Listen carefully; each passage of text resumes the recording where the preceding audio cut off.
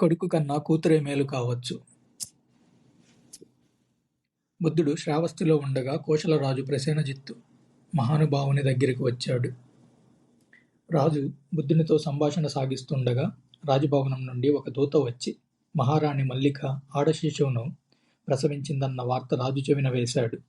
అది విని రాజు చాలా నిరాశకు, నిస్పృహకు లోనైనట్లు కనిపించాడు. ఆ నిస్పృహకు కారణమేమిటని భగవానుడు రాజుని అడిగాడు. మహారాణి మల్లిక కుమార్తెను ప్రసవించిందన్న విషాద వార్త తనకు ఇప్పుడే చేరిందని రాజు సమాధానం చెప్పాడు. రాజు విచారానికి కారణమైన విషయాన్ని తెలుసుకొని భగవానుడన్నాడు, ఆహా, ఆడబిడ్డ ఓ నరేంద్ర! మగబిడ్డ కన్నా ఆడ సంతానమే గొప్పదని రుజువు కావచ్చు. వివేకవతిగా, శీలవతిగా ఆమె తన అత్త చేత మెప్పు పొందవచ్చు. ఆదర్శ సతిగా, మంచి కూతురుగా ప్రశంసింపబడవచ్చు. అలాంటి సతికి కలిగే కొడుకు గొప్ప కార్యాలు చేసి గొప్పగా రాజ్యాలు ఏలవచ్చు.